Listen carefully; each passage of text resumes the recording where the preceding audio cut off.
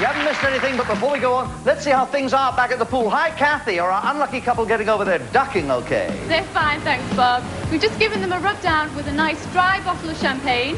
They're fine, aren't you? Yeah. Well, it may make them even happier to hear that back here at the party, when they return to us, I've got a state-of-the-art camcorder to give them. How's that? Yes! You can collect that later. We'll meet at the buffet. See you then. Now, our party arena becomes a winner's circle as Maria Rice Mundy ushers back Lee and Joanna Jones. Let's congratulate them for surviving. Well done. Oh, Joanna, well done. Lee, terrific. Lee, we're going to have a party afterwards. Are you all relaxed and happy? What's your favourite food? We'll get some in. Indian. I like Indian food. You like Indian food. What food do you hate? Oh, Indian food the following day. Maria, what is our subject today, Maria? The first one is famous people who are adopted. Famous people who are adopted? I tried to adopt 2 babies. Really? Yes, but they wouldn't accept my teenage son as part exchange. Many famous people were adopted and have adjusted to their life in the public eye brilliantly. We have 10 that we're going to offer you. You have to decide which of those celebrities was really adopted and which were not. Here for you at home are 9 of those famous faces. I have the 10th. You see if you can sort out which are which. Brian Clough, Gerald Ford, Kiri Te Kanawa, Bruce Forsyth, Elaine Page, Fatima Whitbread, Christopher Dean, Debbie Harry, and George Cole. Which were adopted and which weren't? You only have 90 seconds to make up your mind. Timing is only important if there's a tie between you and your competitors. Here's the first celebrity, adopted or not, Bob Monkhouse, go! She says I was not adopted, but she's picked up the next celebrity face. And he says Brian Clough was not adopted. And it's Christopher Dean. Christopher Dean of Dean and Talbot. She says, darling, you have to put it back again. Sorry, you're losing time. Quick as you can. It has to go in. And off you go to pick up the next one, which is Gerald Ford. President Gerald Ford. Was Ford adopted? He says, no, he wasn't. Says, no, he wasn't. And he gets a hold of Fatima Whitbread. Fatima Whitbread. Was Fatima Whitbread adopted? The crowd says yes. And so does Joanna. Now she gets a hold of George Cole. George Cole, she's adopted. Oh dear, precious seconds going by, quick as you can. George Cole. Is George Cole an adopted child? He says yes, he was. Gets a hold of Bruce Forsyth. Was Bruce Forsyth adopted or not? Time is running out. She says no. Oh, no, put it over here, darling. True or false? That she says no, Bruce wasn't adopted. Elaine Page. Elaine Page. What does the crowd think? He says yes, he thinks Elaine was adopted, and he's got hold of Kiri Te Kanawa. Kiri Te Kanawa. She says Kiri Te Kanawa was adopted. We're running out of time. We're running out of time. Don't think you're going to go. Come to me, come to me, come to me, come to me, come to me. Come beside me, my darling. You had a little bit of bad luck on losing time, a little problem, did you, with your underskirt there? Just come next to me, if you would, Joanna. There we are, my darling. Let's find out how many you got right and how many you got wrong. Now, they say here that George Cole was an adopted child. He was, yes. Yes, indeed. Yeah, our Arthur Bailey was an adopted child. I think Alistair Sim adopted him later in life. Christopher Dean, was he adopted? No, I'm afraid he wasn't. No, you're skating on thin ice there. Christopher Dean was not. Kiri Te Kanawa, they say, was adopted. She was indeed. Yes, indeed. How about Elaine Page? No, she wasn't adopted. Oh, I'd adopt her tomorrow if I could. Fatima Whitbread. Yes, that's correct. Sounds like a Turkish brewery, and she was adopted. Gerald Ford, they say, was not adopted. I'm afraid he was, Yes, he was. His original name was Leslie King. He was adopted by his children. They say I was not adopted. Well, you should know, you weren't. Who would have me, Maria? Who would have? Thank you, darling, but when? And then they also say Brian Clough is a false one. Yes, that's a false one. So he and I are both in the right position for being in the wrong position. Yes, he was not adopted. Despite what people say, his parents were married. And right at the bottom there, they say Bruce Forsyth was not adopted. No, he wasn't. Score is? The score is 6 points, Bob. Well, very well done. And take a seat over there. Sally, Sally, Sally. Isn't she beautiful? Sensational. Your Run for Fun subject concerns what famous people did before they became famous. You know, I was a cartoonist, Jim Bowen and Tom O'Connor were school teachers, Julian Clary was a detective. Not for long, he couldn't stand wearing plain clothes. We have 10 celebrities. With each of our celebrities, we put what they did for a living before they became celebrities. In 5 cases, we're absolutely right, but 5 are false. You know how to distribute them, and for you at home, see if you agree with what we say the stars did before they were stars. Was Glenda a teacher? Jeremy a double glazing salesman? Penelope a dental nurse? Paul Shane, coal miner? Nigel Lawson, journalist? Jasper Carrot, a salesman? Barry, a lay preacher? Errol Flynn, a shipping clerk? And Michael Caine, a labourer? Okay, the Joneses got 6, ran out of time. Was Bella Emberg once a midwife? Go.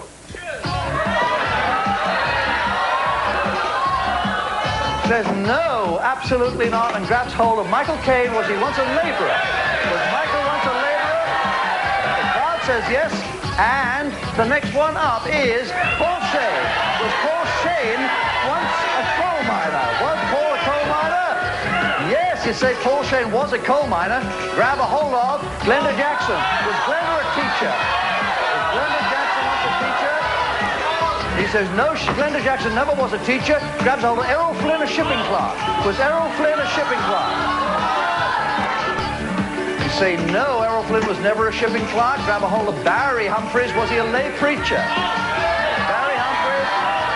Edna Everett, a lay preacher? No, you say. Okay, we got a hold of. We've got a dental nurse. Penelope Keith was a dental nurse, according to you. And Jasper Carrot, was he once a salesman? Was Jasper a salesman? You say it's true, Jasper was a salesman. Now you've got Nigel Lawson. Was he a journalist? A journalist. Nigel Lawson, a journalist. Yes, you say Nigel was once a journalist. The last one, Jeremy Beadle. Was he a double glazing salesman? A double glazing salesman. Jeremy? You say that's false. And the time is out. Let's stop the clock. You've done it within the time. Come to me, please. Let's see how well you did.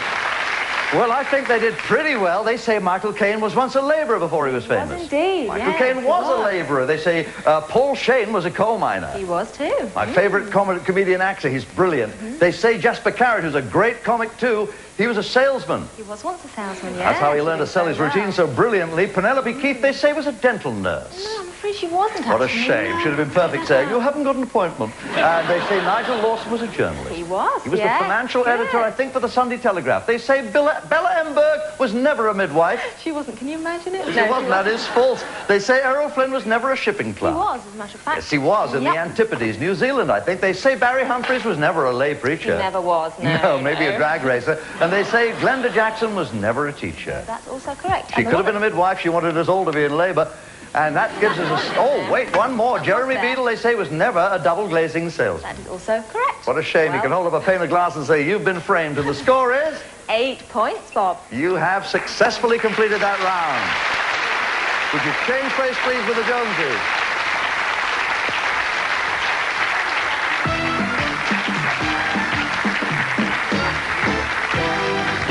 Join me here, join me here, join me here. There are no losers on this game. Bob's your uncle. Everyone leaves with a parting party prezi. And I want to ask you, do you remember the particular item on your wedding list that you wanted and didn't get? Yeah, we never had a honeymoon, Bob. So. You never had a honeymoon. You couldn't afford a honeymoon? Look what your Uncle Bob's got you. For 14 days, they will be in fabulous Florida, enjoying all the sunshine state has to offer, including the SeaWorld, Cape Canaveral, the Epcot Center, the incredible Walt Disney World, chance to rub shoulders with Donald and Mickey, and lots of stars. Congratulations to you. Well, and off you go with Donna the Dart, and well, oh, you are kind of cute. I'll see you again. I tell you what, let's congratulate Sally and Rick James, because by their winning ways to all our party games, they've got themselves a newlywed nest egg of £1,000. Come to me, please. £1,000, that's yours. Nobody can take that away from you. Turn around on the spot, please. £1,000 is yours no matter what. If you fail to do the labour of love within the time limit, don't worry about that, because you can still try and double your 1,000 to 2,000 by putting the dart in the heart. Now I'll tell you about the labour of love. It's DIY. First of all, you've got to knock in a few nails. Of course, you need a hammer for that. Thank you, Maria. They're big, thick, flat-headed, a bit like lager louts. And you just hammer them in. Only 4 of them won't go in. They'll let you know which 4 they are by complaining. You'll find you just resist your attempts. But you put all down the others absolutely flat on that block. As soon as you've done that, put down the hammer, boom, come over here and put up the shelves.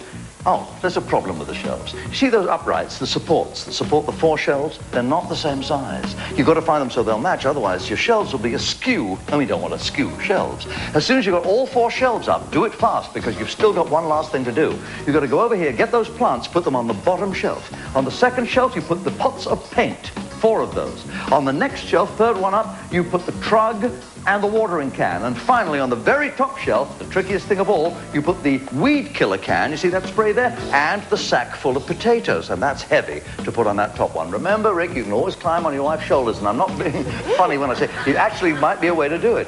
So remember, knock the nails in. They're big nails. That's a silly hammer. Have we got a slightly bigger hammer, one size up, perhaps? Oh, yeah, turn around. There it is. Come, want me with you. One of you, but I'll take the head of the hammer, the other take the tail. Remember, all but 4 of those nails would go flat. Get up on the block, I suggest. This is giant vice. Are you ready? Yep. Okay, get the hammer in your arms, get ready to knock in the nails, assume the position that you think will work best for you, and to do all that I've told you you must do, you have 2 minutes, starting now. Yes, good. And quickly. Yes, all the way. Hit it again. Yes, yes. Yes, fast as you can. That's it, yes, good. That way, fast. No one go, no one go. Yes. Yes. No. Yeah, fine. Yeah. You've done that one. Yeah.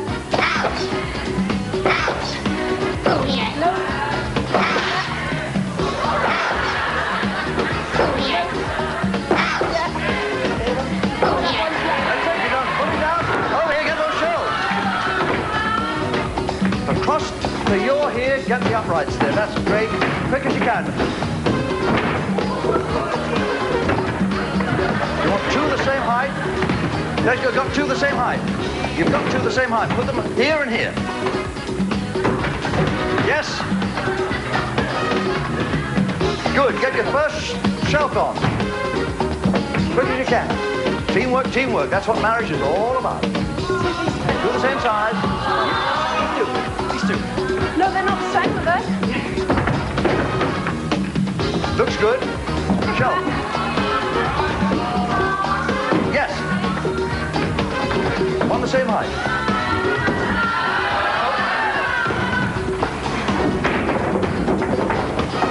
Yes. Yes. Yes, good work. Come on, Rick. Come on, Sally.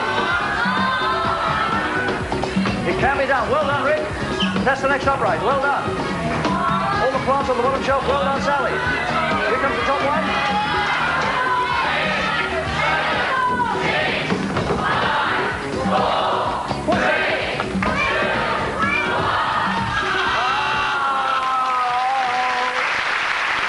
So near and yet so far.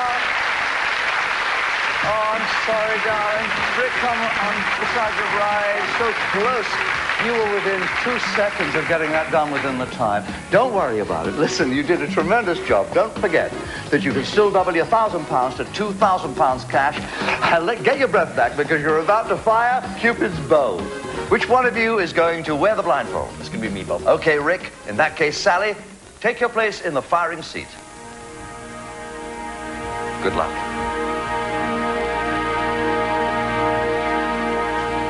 Debbie, put Rick in the dark, please. Object of the game is to put a dart in the heart as it moves to and fro across the target. To do that, Sally, you must give Rick precise instructions as you look at the target through the camera mounted on the bow. Rick can see nothing. You can use the joystick to aim the bow at the heart over 35 feet away only by following your directions, Sally, as you watch the screen. Miss the heart, and you'll keep the money you've won. Hit the heart in half a minute, and you'll double your winnings to £2,000. Donna, the dart. Please and thank you. Rick, are you ready? I am. Sally, are you ready? Yes, Bob. Good. Remember, the bow disarms at 0, and your 30 seconds will begin to count down now. Left, left, left. Stop, stop. Right, right, right. Up, up, up, up, up, up, up. Stop, stop. Left, left, left, left, left. Stop, stop, stop, stop. Right, right, right, right. Left a tiny bit, tiny bit, tiny bit. Left, right, right, tiny bit. No, left, tiny bit again. Tiny bit more. Down, down, down. Fire.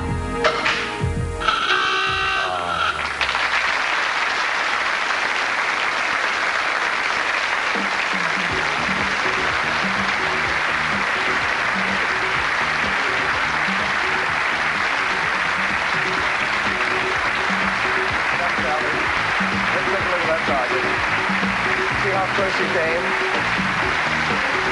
Well, it is a little out, I'm afraid. It's so difficult when you know it's swinging like that. You see to yourself that it's good.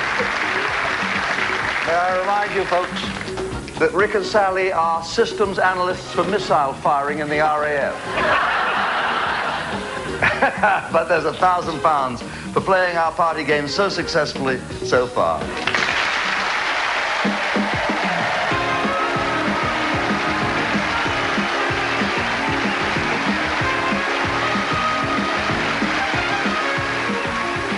And there'll be more romantic frolics next Saturday at the slightly earlier time of 7:10.